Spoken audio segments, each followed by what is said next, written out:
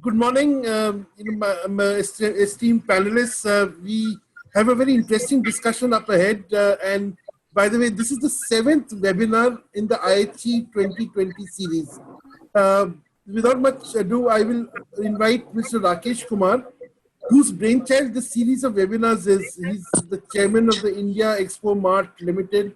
He's also one of the leading, the brain behind the India International Hospitality Expo, under whose banner we are gathered today. Mr. Kumar, the floor is yours. Or shall I say the screen is yours? Thank you very much, Mr. Sorish Bhattacharya.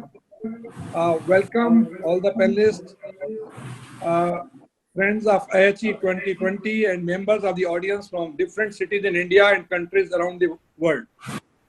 Thank you for sparing your valuable time. As the hospitality sector wrestles,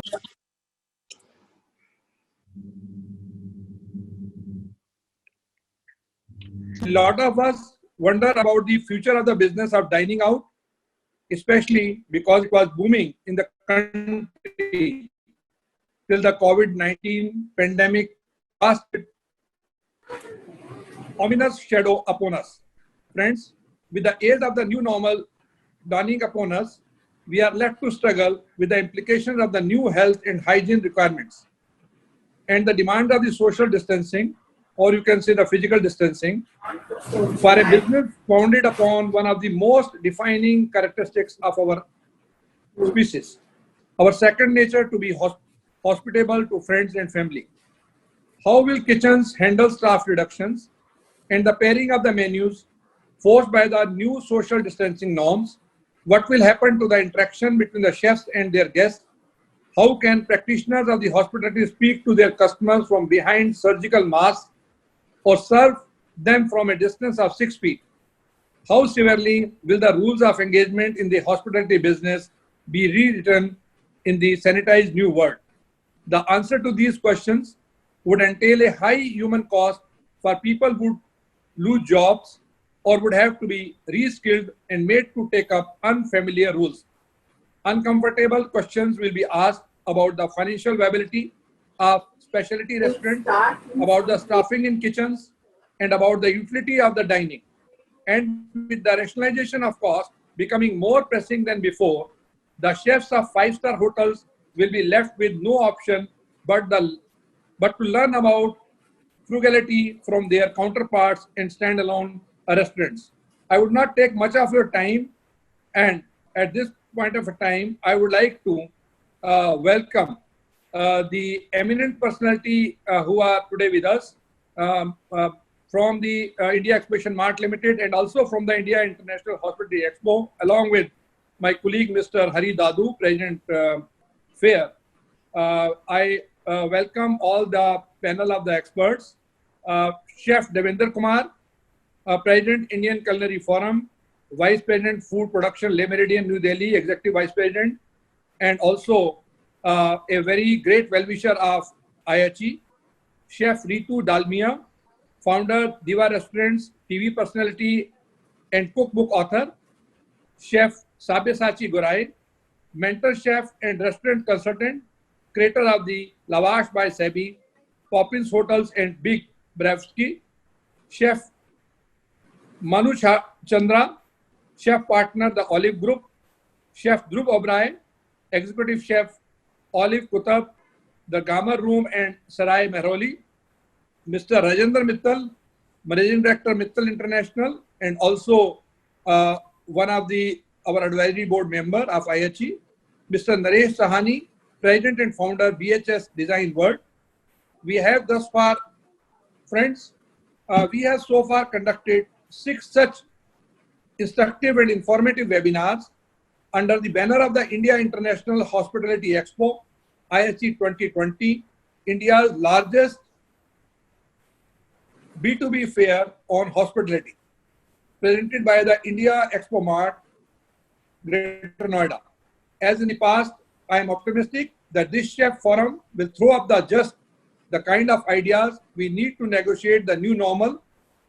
Our experts may not have the final word on the subject, but their views would certainly be heard and noted. Wishing you the best, I invite the moderator of the webinar, Sorish Bhattacharya, to take charge of what promises to be an hour bubbling over with the ideas that will reshape the world. I would also like to thank my friends who are in the hospitality fraternity and who have also helped us in designing this particular program. Sanjay Anand, Mr. Amarjit Ahuja, Mr. Nitin Nagarale, and also Mr. Abdul Khan and many others who are right now. I'm not able to take each name of each and everyone, but the entire advisory committee of the IHE. Thank you. Sorish, now platform is with you. Okay. Thank you, Mr. Kumar. As you rightly said, this this discussion promises to throw up a lot of new and interesting ideas at a time when we desperately need new and interesting ideas. We are groping for ideas at this moment, and I guess we can only think of the best and hope for the best. On that note, I will ask Chef Ritu Dalmia, who's sort of trapped in Goa.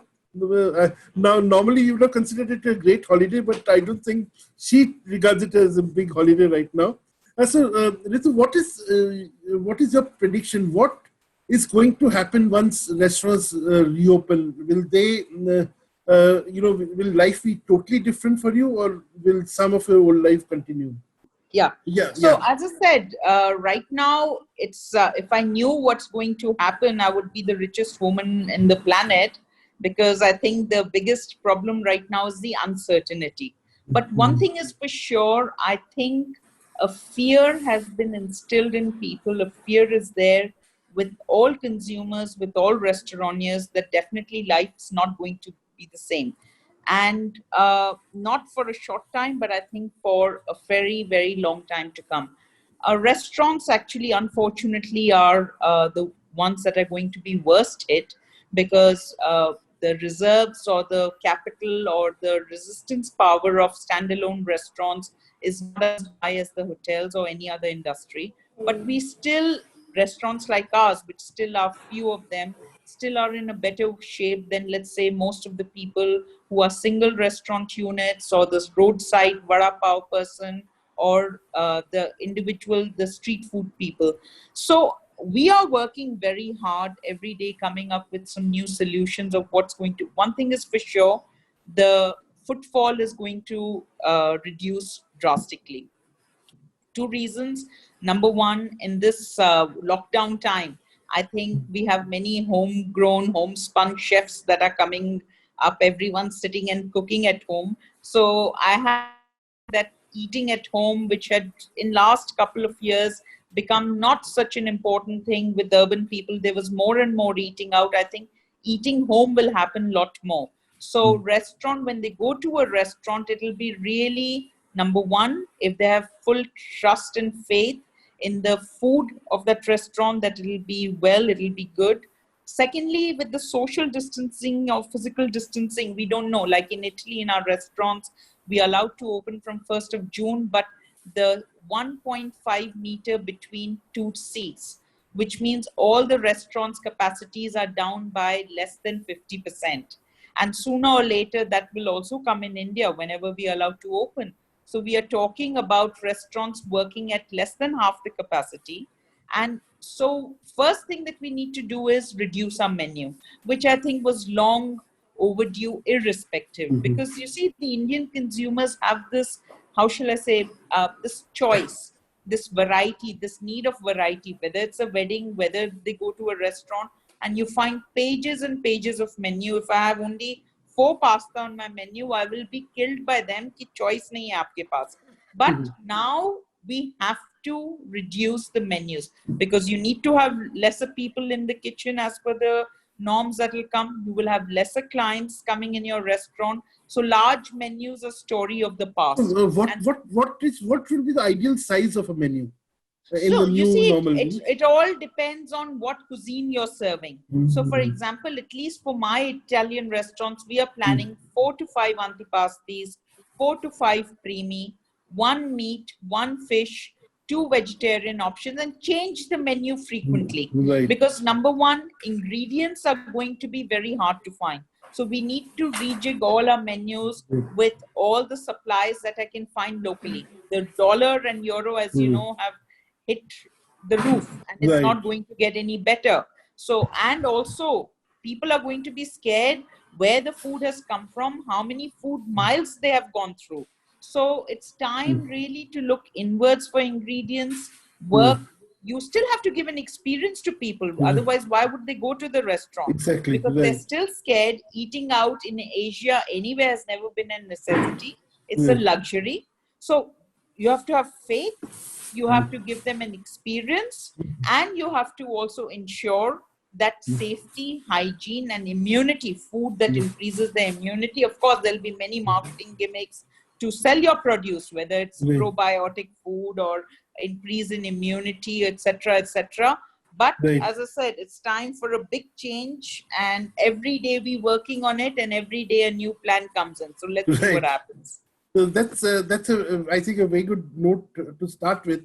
I mean, because you've hit upon two very important points. One is reduction of the menu, and another is that there's no getting away with gimmicks.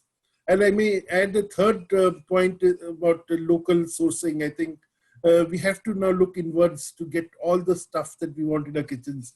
On that note, Chef DK, can you unmute and then we can ask you. Hi, Chef, now, coming like Ritu gave the perspective of a standalone restaurateur. Now, five-star hotels have so far been, quite used to the luxury of importing whatever they want, whenever they want. They have been used to the luxury of opening restaurants, specialty restaurants, which may not get them the numbers, but they still run them, often for vanity reasons or for whatever. Yeah. Now, what do you think because especially because top lines and bottom lines are going to be hit very badly, not only this year, but maybe even in the next year. How do you think will five-star hotels change their rules of engagement? Well, honestly speaking, this present crisis of pandemics, turmoil of pandemics has truly put almost everything to halt, where nothing is moving, you see. And and the most hardly hit is the hotel industry, besides travel and so on. So I think looking at the present scenario, where the future is unpredictable, what's going to happen. So I personally feel that looking at the present circumstances, we'll have to restructure our entire working, right from the check-in and stay and departure and all. So we are going to be restructuring the whole thing and talking about F&B. I truly feel that we have to accept it now. I think the entire until the vaccine is invented or found, we'll have to, as they say, endemics. We'll have to accept it as endemics and, restyle our lifestyle, restyle our working. Now, talking about the food and beverage especially, I personally feel that the four most important thing is focusing is going to be on safety, hygiene, and security. From luxury, the focus will be on safety, hygiene, sanitation, etc. Keeping in view that there are challenges, I think the biggest challenging today is going to be the cost effectiveness, which is a big run because initially, as I see, business is not going to be the same. Business is going to be very, very slow. Our aim and objective would be at least to cover up our cost. That's one. Secondly, as just now, it was spoken that with regards to the kitchens have to be restructured, kitchens have to be redesigned, and we need to look at the major expenses of the manpower. You see, manpower, which I suppose, either on humanity ground, on professional ground, keeping in mind guidelines of the government, we have to retain staff for healthy future. We cannot lay off services. What will happen is we will have to take staff in phases wise as hotel opens, right? That's one. I think we are going to be doing that. We are taking staff on phases wise. Likewise, menu has just been talked about it. I have the same opinion that menus are going to be smaller. Number one, the focus is going to be a local produce, as you just now mentioned. Of course, when it comes to Indian cuisine, it's all totally dependent on local produce. As the trend is and is going to be that cooking food or presenting cuisine which is healthy with local and seasonal and fresh produce is the future, right? Barring international cuisines where you need certain ingredients to ensure authenticity will of course be a challenge, but I suppose we will have to manage. We'll have to find alternative. If I don't have quinoa, I may have to go in with millets, something of that. Because we'll have to go in for substitutes, which I feel we have enough, right? That's two. I would say that. I think that the major challenge as a chef would be to how to reconnect with the customers. You see, the customer today, as just now was spoken, that customer is scared. It's very scary whether to go to a hotel or to a restaurant to eat. Is it safe to eat? Is it a healthy atmosphere?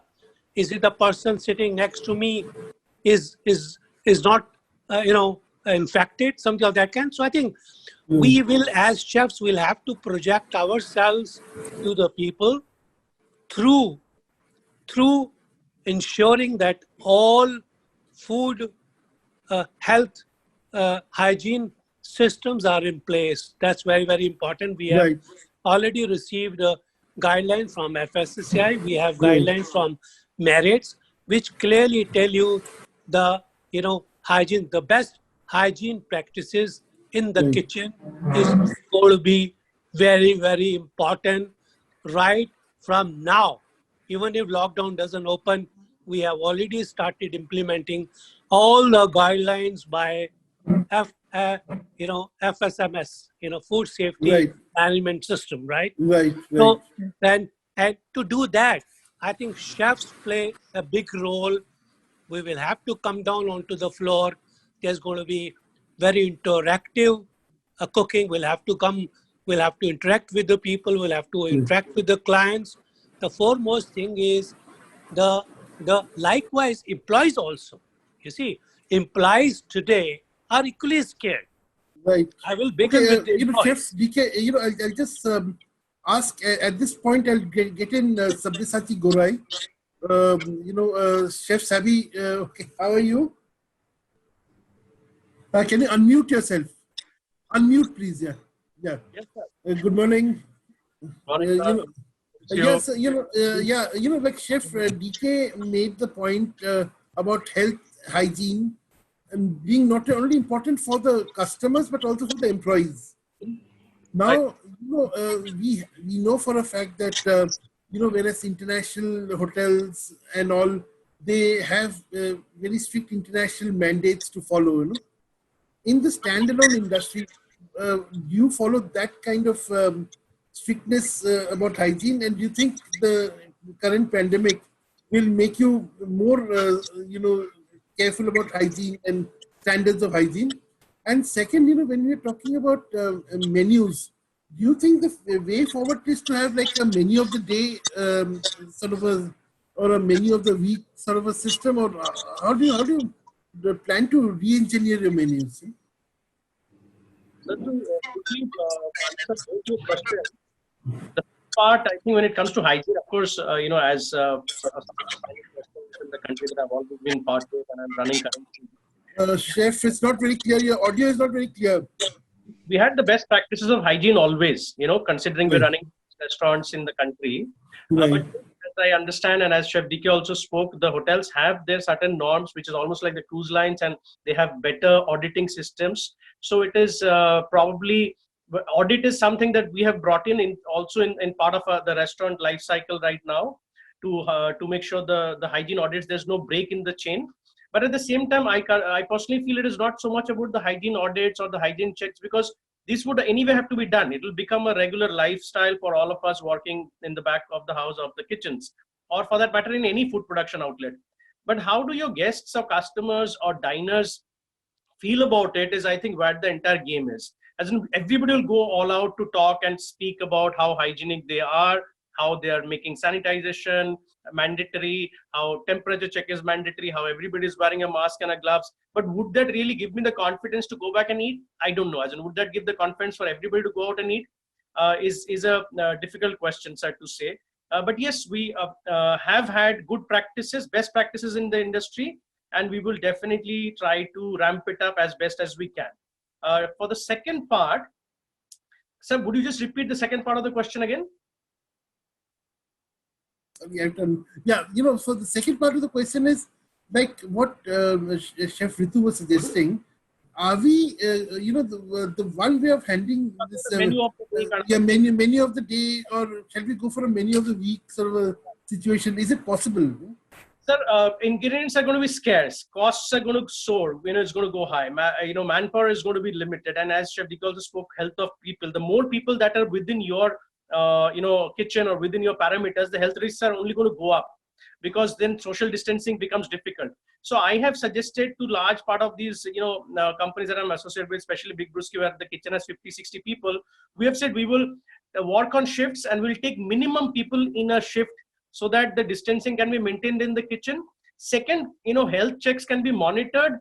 Third, we know that where they're coming from. Also making sure the background of housing, stay, that they're not, sharing common accommodation, sharing beds, because a lot of the, young kids or, people from the background of especially utility and cleaning staff comes like that.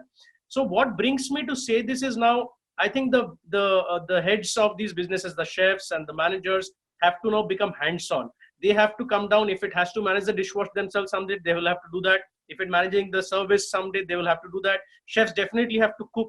People will have to see faces that they recognize are cooking and serving. And I think that is the only way the confidence is going to come back. It's not going to come back by just wearing gloves and masks. Carte du jour or dish of the day, menu of the day is going to become evident and eminent. I think it's a very good idea to make a short menu and keep making menu based on the ingredients, a chef's expression menu or a chef's table, a small group of curated menu and stuff like that. I think is definitely going to be the way forward, at least till the vaccine is there. And this 100 pages of random dishes, I think is definitely passe. Yeah, go ahead. Manu, you can hear me? Yes, I can, loud and clear. Okay, very good. Thank you. There's a couple of questions which have come in, and in fact, a spate of questions are coming in. One is, how does one manage one's P&L in this situation where you have lower footfalls and higher costs? How do you manage your P&L? You don't. Well, see, I don't want to be fatalistic, but fact of the matter remains is a lot of the hospitality industry and the restaurant industry works on something called a deferred payment model, right? Which basically means that we've already borrowed against incomes that we will incur in the future. With 2 months practically and possibly a lot more of restaurants not being operational and certain, you saying my audio is not clear? Yeah. So with the clock ticking on expenses and no income whatsoever, it's really going to put a lot of pressure on establishments when they open, and unfortunately for a lot of people, if they open at all. So the question of managing a P&L is still up in the air, because like Sabi mentioned a little earlier, and I wanted to add that point as well, is that there will definitely be an inflationary trend. The lockdown kicked in when the Rabi crop was about to be harvested, and it decimated that crop as well. That in itself is going to lead to a fairly high cost as far as produce is concerned, as far as perishables are concerned. That's one end of it. The second end of it is, of course, the landlords, who are, some are budging, some are being understanding, a lot of them are not. And the only way to be able to tide over this crisis for an industry as large as ours is that if everyone shares the pain equally. And this is extended not only to the business alone, but the landlords as well as the people who work for you. So it needs to be a shared burden, because that's the only way to be able to keep your head above water. Else it becomes very, very difficult. So the day you open, you already had debts that you had to repay to suppliers, to banks, to employees. And you know that you're going to walk into a paradigm where there's very, very limited business.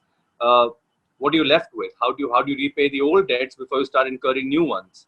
So as far as P&Ls are concerned, of course, there's going to be a lot of belt tightening.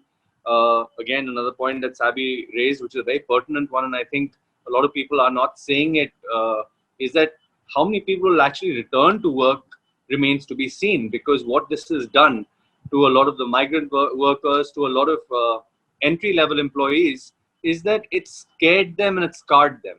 To suddenly be locked in for a couple of months with no relief in sight, no access to your family, no access to healthcare, they've really, really been scared. So I do see that when things ease up, a lot of them will actually head back home and not return for a while. So we'll be faced with a labor shortage, which in many ways is a bit of a mixed blessing, because one couldn't have afforded to continue paying them. But the very business will alter. Suresh, you're on mute. Suresh, I can't hear you. Yeah, I think, the fact that there is a natural attrition happening sort of reduces the burden on your conscience, because a lot of people you may have had to ask to leave, Your voice, maybe leaving themselves. Suresh, you have to repeat. It's your voice is breaking. Okay, can you hear me clearly now? No, okay. Yeah. Yes. No, I'm saying that the fact that a lot of people are, there's some natural attrition happening because of lockdown and its effects. You may be spared the bad feeling of getting rid of people. Instead of asking people to leave, I don't know how it works out, but there will be, how, Mano, how much do you see your staff requirements coming down as a result of substantially. Well, Ritu mentioned, for example, where, in Italy, where they've already set very clear guidelines as to how and whenever restaurants open, there'll need to be a 1.5 meter spacing.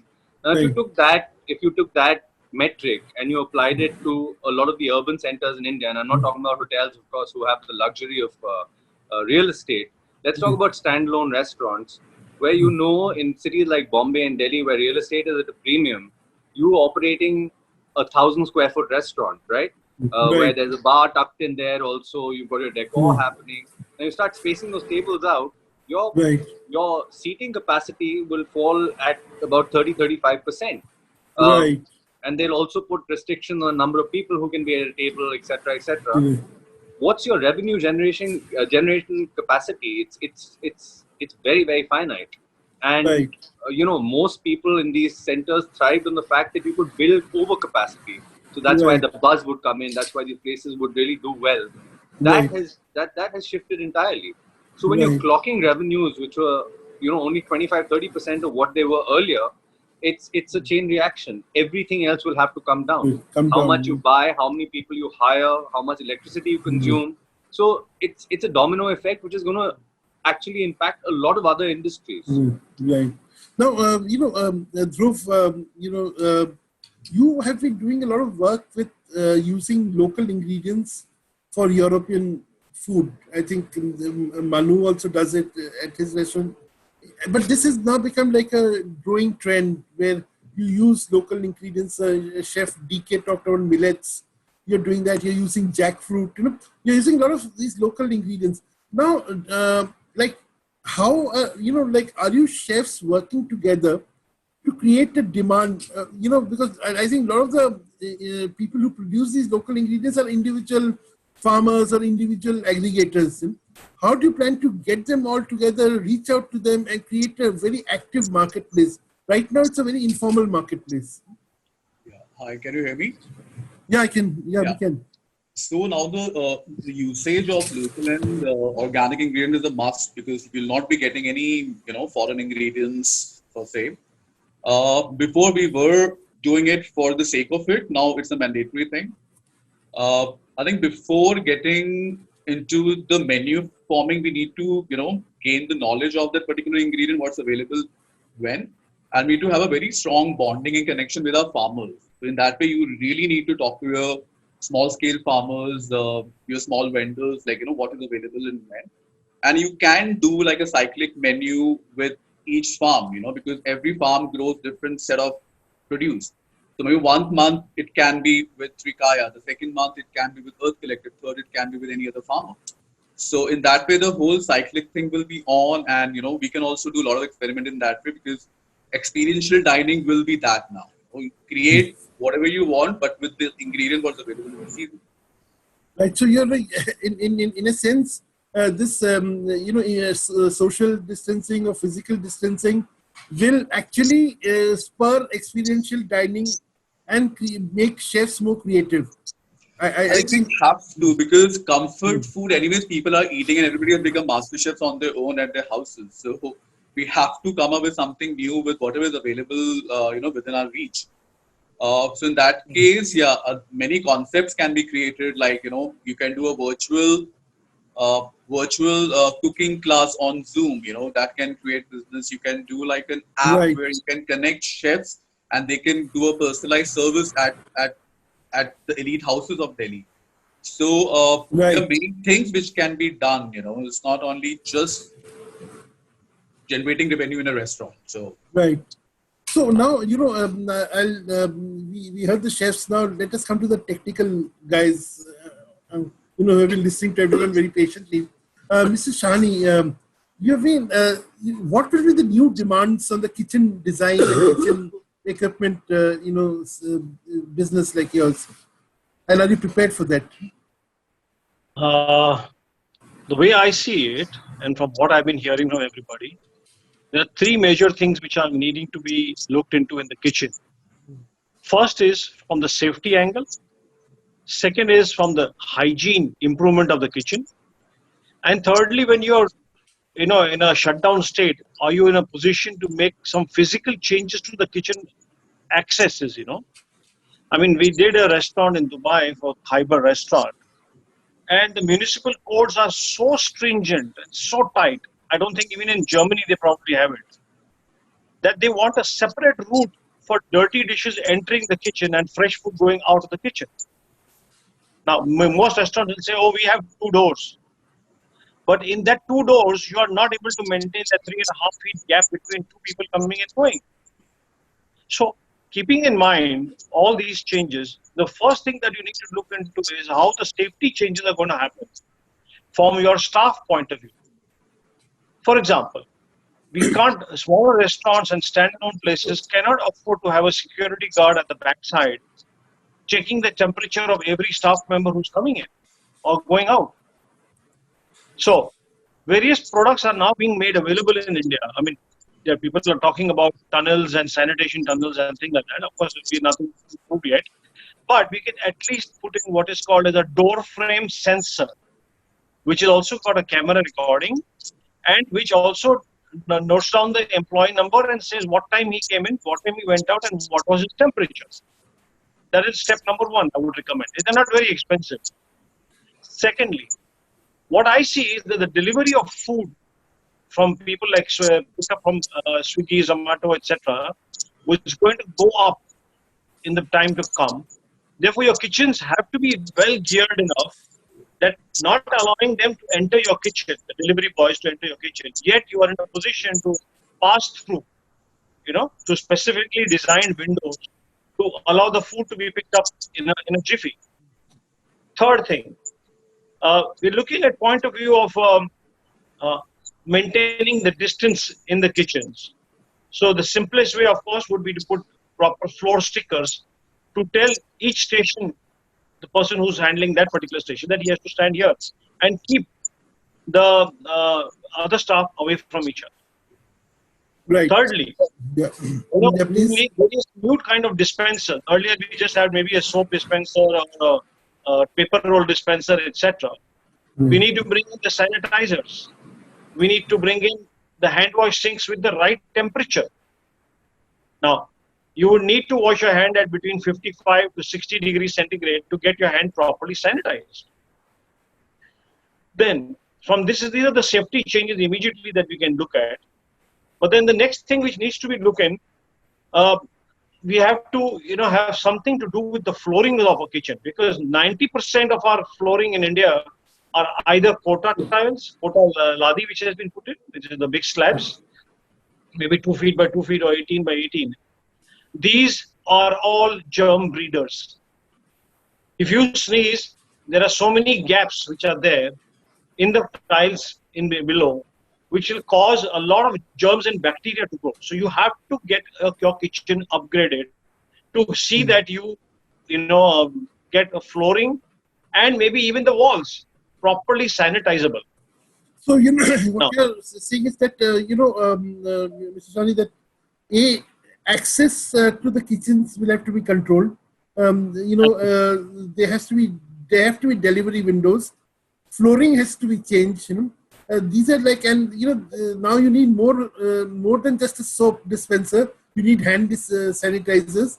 So I already see a checklist growing. Of the number of changes kitchens will have to make. Where I'll bring in Mr. Mittal at this point, because he has been in the business of supplying equipment to kitchens for more than 25 years. Now, Mr. Mittal, do you think, and that's one of the questions which has come in, that do you think there will be more demand for mechanized equipment? For kitchens to get more mechanized and machine driven than they are now. And secondly, the question from my end, I see lots of hotels and restaurants putting a cap on capex, that they're not going for capex, at least in this financial year.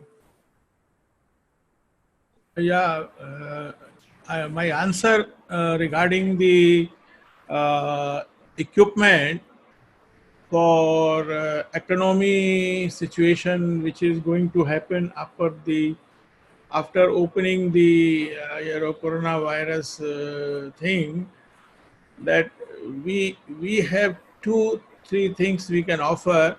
One is the economical equipment if they want to replace some of the equipment. Number 2, if they want to get it repaired, we have All India network for repairing the equipment. And we can also upgrade in case, like you ask about the automatic things, we have a lot of equipment for automatic working, which are not used some of the places and can be used so that the manpower requirement is limited and the manpower limited, and also the work time is limited. Like Kambi oven, which has come up in last 10 years, is giving a very good result for time saving and the food quality and even the hygiene. Because when you put the product inside the oven, it cooks about 250 to 300 degrees centigrade. And very quickly, you have the product automatically, and when it is ready, they get a beep to take out with the hygiene hand glove. All these things will definitely will help And what is the other question, sir? No, these are the two. The other question was, hotels and restaurants will reduce their capex at least in this financial year. Yeah. Maybe cap it completely. How will you handle the situation, or what will your advice to hotels and restaurants be? They can, smaller equipment with economically priced equipment which we can supply Right. to various hotel restaurant, Right. and also the automatic machines which have a long life, like a ice cream machine we supply, which have a life of 20-25 years from Taylor Company, and also the ice machine which has a life of 10 to 15 year for making ice cube. It is when it is maintained properly, Right. these are the things we can help the chef, and we are always in touch with the chef, and Right. we coordinate with the chef of Right. all the hotels and restaurant, and we Yes, are so, at nine for yeah. more than 40 years, now. Right. So, Ritu, I see you switched off your camera. Can you come back into our lives? Ritu Dalmia? You're back. Okay, good. Yes. So, there are two questions. One, from Pritha Sen, which says that where will, freelance consultants who have been playing a more, prominent role in restaurant, where will they go as a result of this shakedown that is happening? The second is, the question from from a couple of youngsters who were saying that how should hotel management schools restructure their programs now in the view of this crisis? Sorry, the last question was, how should hotels? How can hotel management schools restructure the syllabi in view of what's happening today? There's nothing in their course has prepared them for something like this.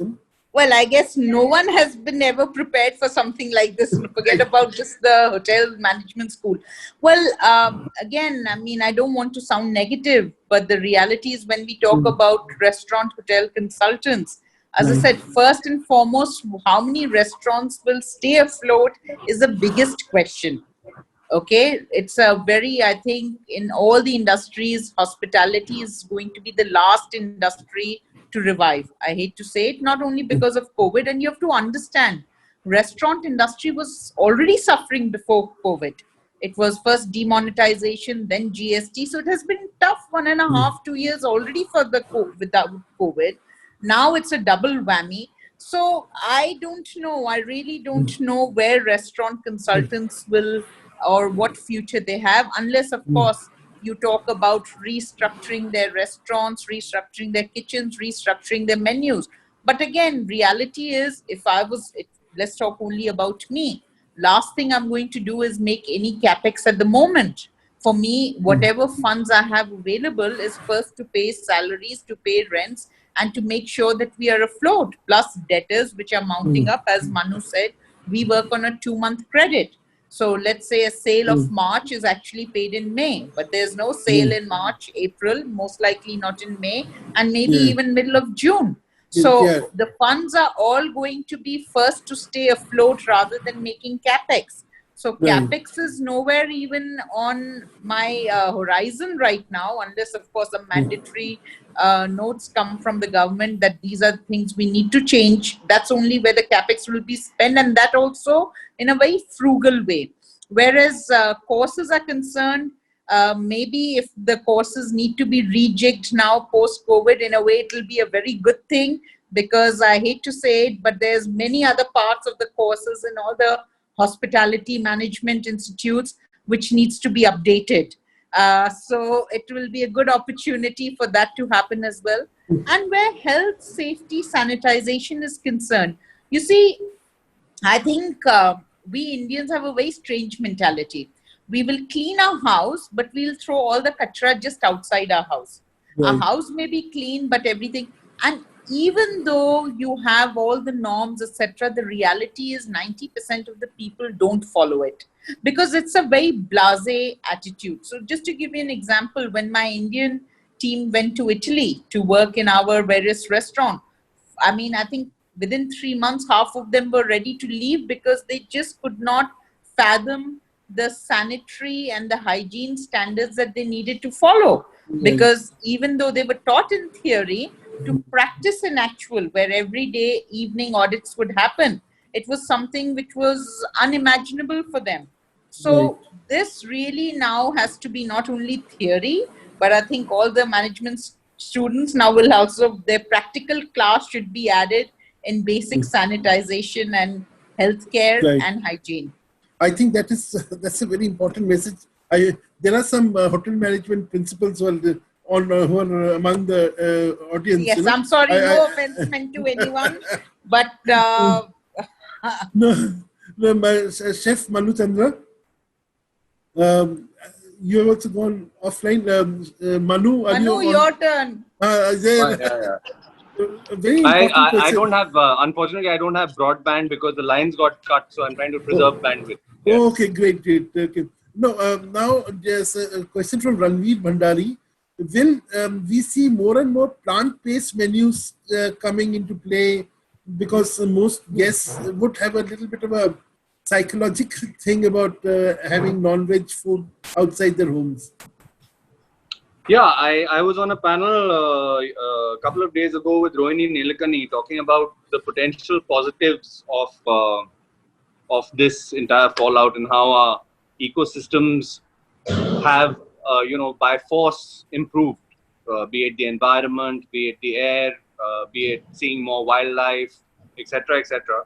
So I did point this out that I did feel that a reduction in the consumption of farm-raised meat is something that I forecast on the anvil because there is a huge amount of trust deficit right now in the consumer's mind in stepping out, in partaking in things that may have come from untraceable sources, etc.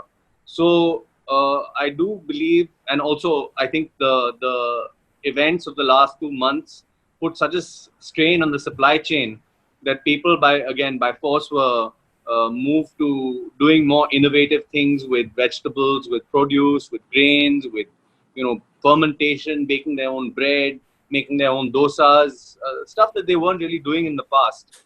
So if that's a new reality, I actually welcome it because I think meat eating was becoming a bit of a conspicuous consumption-driven phenomena in India, where it was a race down to the bottom with prices plummeting and really a lot of consumption where it wasn't necessary. So it's actually an environmentally friendly step. I myself am a very occasional non-vegetarian, even though I have to cook a lot more of it. I do feel that is one of the positive outcomes, the potential positive outcomes of this. Right. I think my next question is to Chef Sabi. It's from Ishan Sarkar. This question is about, do you think increasingly restaurants should move to corporate office spaces rather than malls? What is, if you have to juggle between malls and office spaces, which one would you choose? Sir, I don't know how to answer it because you can hear me, right? Yeah, absolutely. Okay. So the thing is, as we've all been discussing that real estate and high street, and, even Manu mentioned the rental part of it. It's rental anywhere. It doesn't matter. And some of us small entrepreneurs like myself, we don't really have a corporate office. Our corporate office is a living room in my own. No, I'm not talking about your corporate office. I'm talking about you moving into a corporate office spaces. There are a lot of spaces which are coming up. For instance, the DLF office complex at Gurgaon, Udyog Vihar. Now, a lot of such spaces are coming up. Do you think it is more feasible now to have a restaurant there than in malls? High street, of course, I think more and more people are even giving up the idea of high street. Sir, I think the rental is still applicable in either of the cases. I'm hoping it will be an affordable However, our restaurant, the shop and establishment laws and regulations are very confusing across the board. Our alcohol policies are very confusing. In every state, it is differently monitored. Every municipality have their own logic of what is possible and what is not possible. So until the government comes up with a clear mandate of, yes, we want the restaurants to thrive, they are neither going to thrive on a high street nor are they going to thrive on a corporate building. Only factor, the corporate building might have a better rental, but in terms of hygiene, sanitation, exhaust, entry, exits, fire safety, there's so many other factors that comes into have to keep in mind when opening a restaurant to public. So all of these factors again means various permissions going to various bodies for mandatory, or statutory, things that needs to happen alongside any of these businesses. Yes, it may be a good idea if rentals are on a revenue share kind of a model, that okay, you don't pay rental and we will make sure that it has all the sanitation, hygiene support, water inlets, outlets, fire. Now fire safety is a very big thing. So COVID is of course there, but we've been also discussing fire safety on the wings of it, very stringent. So does it fall under the fire safety norms? So today a lot of these buildings don't have what we call an OC. Large part of this country's buildings have been built, but they don't have an OC. So if you actually which you feel that would become a restaurant, but when you actually probe into it, you realize it doesn't have an OC and it will probably never get one. So, it will again be a failed investment. Right. So there is now need for greater transparency, a greater, I think, amount of paperwork. There should be, the scrutiny of papers has to be very careful, very thorough now. Nowadays, restaurateurs cannot have to be more entrepreneurial, I think, all of these only pointing toward more expenses and more cost. I'm just wondering where is the money going to come out from? Lawyers have the most recession-proof job in this country. Anyway, you're talking to Chef DK. Chef DK, please unmute. There are two, suggestions which have come in from the chef, from the audience. Chef DK, can you hear me? Yeah. Okay, one is that, a lot of hotels now are taking the home delivery route. Do you think that is the way of the future? That five-star hotels which used to avoid home deliveries are now getting to home delivery. Is it also economically feasible? Well, you see, of course it's feasible. Everything is feasible. It happened so when some hotel wanted to do outdoor catering, right? It's somewhat similar. Right. At the moment, the reason being is that exploring all possibilities of revenue earning, number one. Right. Because we have certain overheads running already. If I have, let's say, 20 rooms already occupied and I have a portion of the kitchen operational, I am fully geared up to do these packaging. Now, it's potential because you have many cloud kitchens running, you have many home deliveries going on, but of course, there is a portion of section of clientage who looks forward to enjoying that five-star food, which they are unable to do that. For instance, if I'm selling a couple of signature dishes from a monsoon restaurant, right, which, yes, there is a potential because, and second more important thing is, one should not forget, and with due respect, five-star super deluxe hotels definitely has a much better infrastructure in terms of food safety, hygiene, and security. Chef, I will intervene here 1 minute, because the interesting question has come. We talk about different things. This has come from Nitin Nagrale, who's the founder, Secretary General of the National Purchasing Managers Forum. Now he's asking, what will be the role, what role do you envisage of purchasing team members during and post-lockdown? I mean, how can your purchasing team prepare you for the future and also guide you through that future? I think it's a very vital point which I had noted down to be raised. Thank you, Nitin, for taking up this point.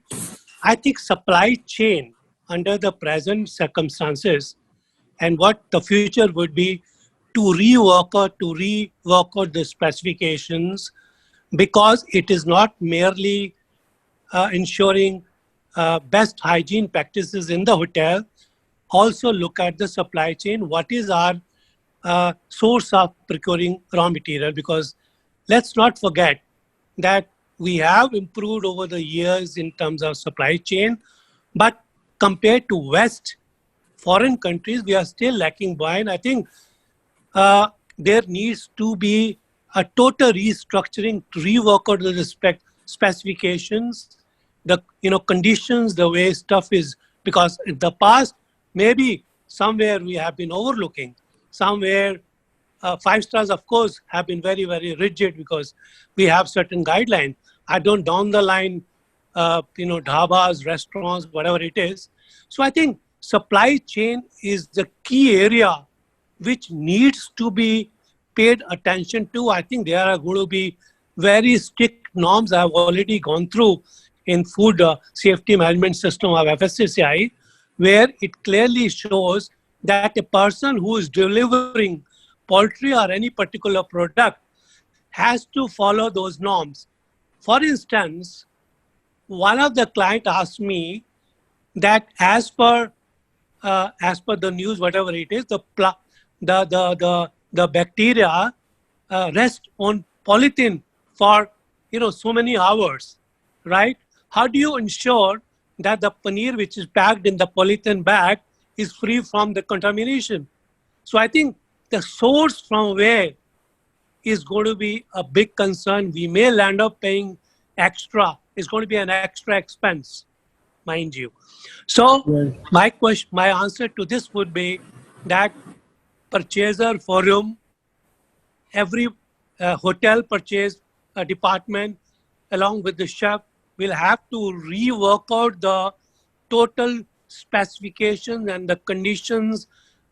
We were only asked for HACCP certification earlier, which probably, with due respect, people could get it by paying money because there were no inspection. I think we will have to play a big role, maybe doing surprise visits at their premises, right? Not only relying on HACCP, which was main formality, right? Okay, you have a HACCP, you are selected. So my point is that whether he's using the right transportation, is he having the right temperature, so etc. etc. I think this is a very vital component of the entire system. That we would say that. Thank you, Chef. Dhruv Oberoi. Dhruv, can you unmute? Yeah. You're the youngest in this group, and a lot of young people seem to be a little worried about the future in this industry and in the profession as such. People, especially who are studying in hotel management institutes, they're worried about whether they'll get jobs, whether it's going to be as good as it has been so far. What is your advice to these young people? So they need to, as Chef Ritu said, that we don't.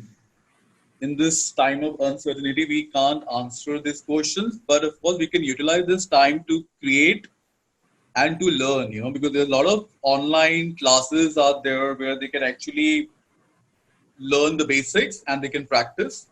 Also, I think internally as a group of chefs, I think we are planning to do a virtual classes, like, do an online Zoom classes where we can teach people how to cook, not only the basics, but something which is required, which is trendy, which they want to learn, and where they can shape up their skills.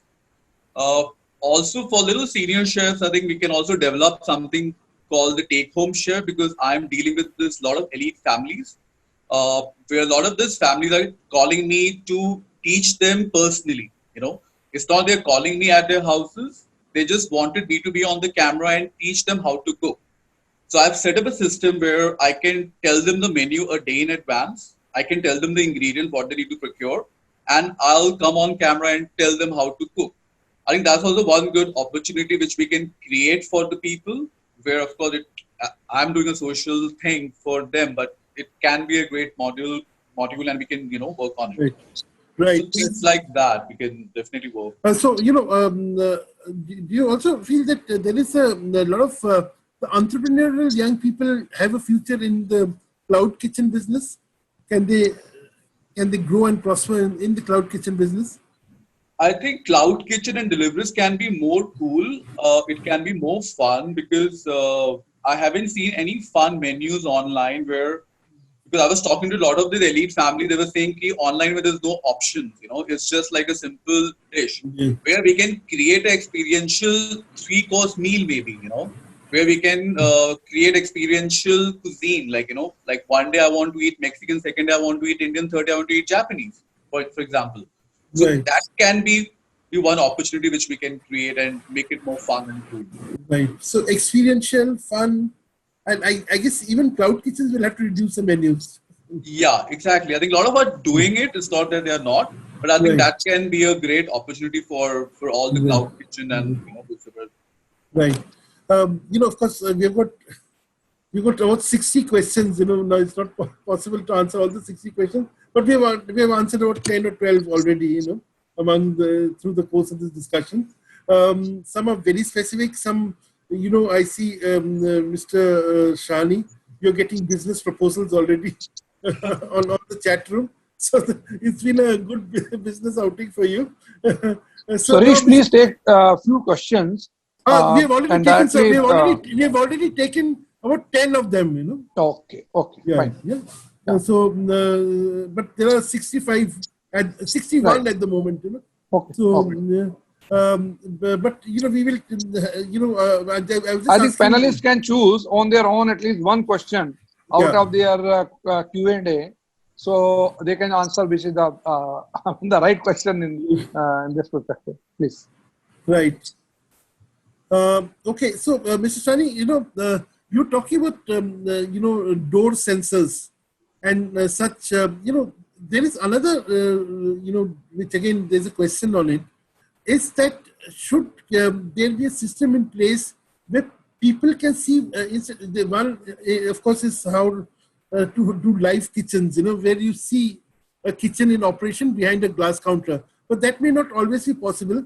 Is it a second possibility of having live telecasts of what's happening in the kitchen? See, what I was actually coming to two more points actually before we got a little disconnected. One was actually the norms for kitchen cleaning has to be upgraded. Now, most of Europe sanitizes their kitchen using steam. Now, at 125 degrees centigrade, no bacteria survives on any work surface or any stainless steel, which as yet not many people in India know about or are even bothered to practice it. There are various small steam generators which I would suggest to Mr. Mittal to look into the aspect, which can give me 9 bar pressure steam to clean any surface. And most of our kitchens are nowadays, of course, all in stainless steel or stone granite or something like that. But if you bring some machines like that in, it will bring great degree of sanitation into it. And such things being done during your off-peak functioning hours, also being broadcasted live from your kitchens, that anybody who wants to order from your restaurant through specifically positioned cameras can see the degree of hygiene at which your staff is working. So, one related point. Do because again that's a question which is coming. Do antimicrobial surfaces help in this case? Yes, we are aware of antimicrobial treatment which is done to various storage racks in the cold rooms. The same thing can be done for things which need to be constantly touched, like the faucets, handles. But the thing is, to go away from that, we normally are now looking at all the either knee-operated faucets, foot-operated faucets, as well as we are looking at sensor-based faucets, which are a little bit more expensive and slightly question to reliability. But knee and floor-mounted faucets controls have become a norm today in all the hand washing sinks available in India, as well as from abroad. Right. The third thing which is missed out actually is that not many kitchens in India are using what is called as knife sterilizers. these need to be seriously looked into, not only for non-veg, but also for vegetarians cutting the sections. Right. Though I agree with Rituji that the cost of investment today of any capex to be done in the kitchen is a big question mark. But if these things are not put into your kitchens, what happens to the degree of sanitation?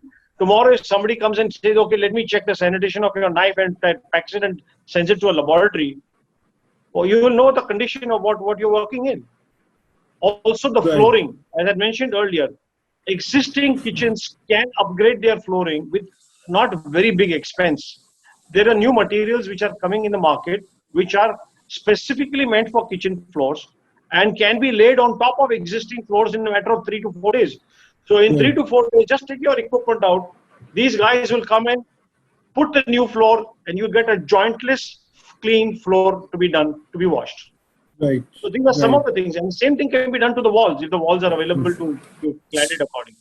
Yes. So, Mr. Shani, you've made some very important points. May I request you, because a lot of people are asking questions on these points, may I request you to do like a, like a 10-point, like 10 things you have to do between now and the reopening of your restaurants to make yourself 100% hygienic. Can you do a checklist which you can share among our panel, our audience? You want me to do it immediately?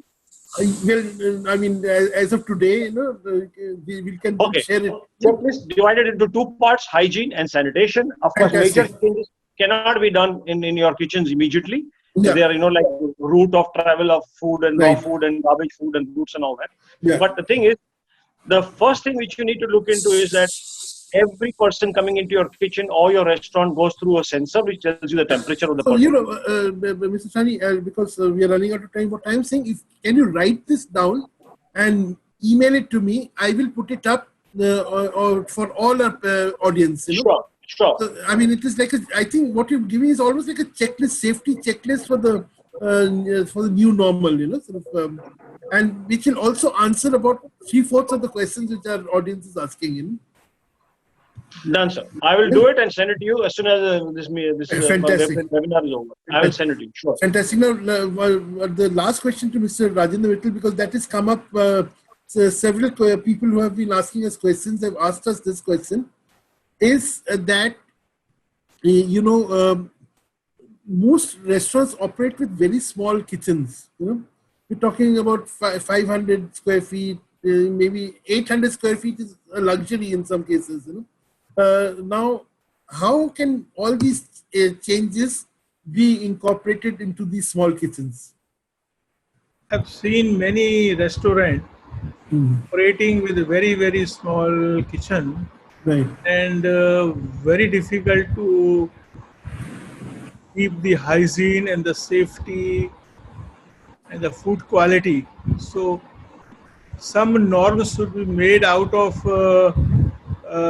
government or the association of the hotel restaurateur, that this capacity of the seating will have a minimum this size of Indian food kitchen, and or the multi-cuisine restaurant, that has to come from the association or from the controlling authority in India, but even I went to abroad, Europe and Far East, I find Indian restaurants are very bad condition about the hygiene and the safety and quality of the food. I don't know. I think that that is like a nice note to end today's discussion.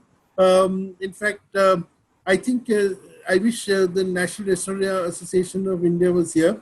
Okay, Chef DK, you had one point? You wanted to make a point? Chef DK? Chef DK? Yeah, am I audible? Now you're absolutely. You see, one point which we have not touched upon is, will there be a price correction? We've been talking about cost, we've been talking about. It's a big question, you see. On one hand, some of my friends have been talking, of course, we have high costs, right? Even otherwise today, the restaurant business today has a very paper thin margins as compared to what it was 2 decades ago, where investment were less, profitability was more, right? Today, investments are more, profits are paper thin. My question is, question and answer both, others can also comment it, as at the present scenario, as soon as lockdown opens, yes, smaller menu, blah, blah, blah, everything would be there, as spoken. But would there be a price correction? Will people like to sell cheaper or they will like to sell more? My question, right? Because I personally feel price initially will have to be brought down, no matter whether we make money or not make money. In due course of time, as things improve, we will have to gradually raise the prices. That's what I personally feel. We cannot afford to even charge the price if, let's say, chicken tikka is being sold at 1,500 plus taxes. I think times have come. We have to look at the pricing part. That's what I think. I guess that's a very good note. I think the new normal will also mean we have to have more normal pricing. I think people have to be rational about pricing, and I hope that becomes people listen to you and follow up on what you're saying. Now we have already overshot our limit, but Mr. Dadu, आप कुछ कहना चाहेंगे at the end so that we can end our discussion with it? Bhattacharya साहब, बिल्कुल धन्यवाद साहब, बिल्कुल बोलना चाहेंगे। फ्रेंड्स, सबसे पहले on behalf of expo mart and IHE अपने सभी पैनलिस्ट और सभी ऑडियंस का स्वागत के साथ आभार व्यक्त करता हूं।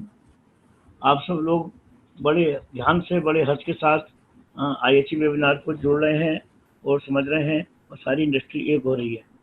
हमारे IHE वेबिनार का नेशनली और इंटरनेशनली बहुत अच्छे से लोग उसको रजिस्टर हो रहे हैं, और करीब 1500 रजिस्ट्रेशन हमारे पास हर वेबिनार के आ जाते हैं। इसका मतलब है कि इंडस्ट्री एक साथ देख रही है, सुन रही है, समझ रही है। मैं कहता हूं कि अभी लॉकडाउन और 2 हफ्ते के लिए बढ़ गया है। समस्याएं तो सबके साथ हैं, और नेचुरली समस्याएं सबके साथ बहुत भयंकर दिखाई दे रही हैं। लेकिन मेरा एक मानना है कि जो रिएक्शन है पब्लिक का, जब लॉकडाउन हमारे खुलेंगे और बिजनेस स्टार्ट होगा, तो पब्लिक का रिएक्शन कैसा रहता है, इस पर सारा डिपेंड करता है। जैसे एक छोटा एग्जांपल देना चाहूँगा कि कोई भी फिल्म प्रोड्यूसर एक पिक्चर बनाने की प्लानिंग करता है, अच्छा डायरेक्टर पकड़ता है, अच्छी स्टोरी लिखता है, हीरो हीरोइन एवरीथिंग, सारे मिर्च मसाले लगाकर पिक्चर को फ्राइडे को रिलीज करता है, और संडे तक पब्लिक बताती है कि उसका टेस्ट उसको कैसा लगा, पिक्चर हमारी सक्सेस हो गई, फ्लॉप हो गई, क्या हो गई। इसी तरह मैं समझता हूँ कि आफ्टर जब लॉकडाउन खुलेगा, बिजनेस स्टार्ट होगा, पब्लिक कैसे रिएक्ट करती है। वो घर से बाहर जाकर रेस्टोरेंट में, होटल्स में खाना खाने के लिए निकलती है, बाहर जाते हैं लोग, उस रिएक्शन पर डिपेंड करेगा कि हमारी इंडस्ट्री आगे सर्वाइव किस ढंग से करेगी। और होपफुली मैं समझता हूँ कि सब कुछ ठीक ही होना चाहिए, और हम सब लोग दोबारा से रिवाइव करेंगे और अच्छे से अपने को खड़ा करेंगे। वैसे तो मैं आई एम नॉट एक्सपर्ट, और सारे एक्सपर्ट ने हमारे अपने अपने सजेशन दिए हैं, सभी वेबिनार में दिए हैं, आज भी दिए हैं, सब अपने अपने फील्ड के एक्सपर्ट हैं। लेकिन अगर हम रेस्टोरेंट की बात करें तो मेरे 2-3 सजेशंस मेरे दिमाग में हैं। जो नंबर 1 कि डिज़ाइन ऑफ सीटिंग अरेंजमेंट, जो हम बात करते हैं कि 30% 35% लोग हमारे रेस्टोरेंट में बैठ पाएंगे, अगर हम अपना डिज़ाइन सीटिंग अरेंजमेंट का डिज़ाइन चेंज कर देते हैं तो हम ज़्यादा लोगों की कैपेसिटी बना सकते हैं, नंबर 1। नंबर 2, फिजिकल डिस्टेंसेस को मेंटेन करने के लिए हम जो हमारे गेस्ट हैं उनके बीच में कुछ फाइबर शीट्स का डिवाइडर लगाकर हम उनके बीच में एक फिजिकल डिस्टेंस को प्रोवाइड कर सकते हैं। नंबर 3, जो हमारे मेनू कार्ड्स हैं, स्टाइल ऑफ द मेनू, वो हमें चेंज करना होगा as per the guest requirement की गेस्ट क्या चाहता है। अगर हम छोटे छोटे सेगमेंट में गेस्ट को बैठा रहे हैं तो हमको अपने मेनू का स्टाइल चेंज करके भी एकोमोडेट किया जा सकता है। ये 2-3 पॉइंट मेरे दिमाग में हैं इस इंडस्ट्री को लेकर, जो मैंने आप सबके बीच में साझा करे हैं। और बाकी तो देखिए सब इंडस्ट्री एक साथ है और सब एक दूसरे को कोऑपरेट करेंगे, हम बराबर दोबारा सर्वाइव करेंगे, यही मेरा कहना है। Thank you. धन्यवाद दादू जी। I think we from on behalf of India International Hospitality Expo, I can say that this is not only a once in a year show which comes and forgets about you for the rest of the year. It's a show which connects with you all the time throughout the year, and the purpose of these webinars is to establish that connect and make it stronger. The connect between chefs, hospitality sector, and the equipment supply industry. I think we want to reinforce these connections and connections between different departments of hotels and restaurants, so that all of you come together and we find a collective solution to the, as Ritu said, this is a crisis no one has been prepared, has ever been prepared for. So we are really preparing for something we were never expecting. Thank you so much. This has been, by the way, our longest conversation so far. I'm sure there are lots of questions to be answered. So we will be tapping each one of you to answer some of the questions. And thank you so much. We hope the restaurant hotel industry can come back with a bang and do even better than before. Thank you and God bless. Thank you, sir. Thank you, everybody. Thank you. Okay, so. Thank you. Thank you, sir. Thank you. Thank you so much. Thank you, IHE, for inviting us. Thank you. Thank you. Thanks, everybody. Thank you, everybody. Thanks, Aurelji. Thank you, Ji. Thank you.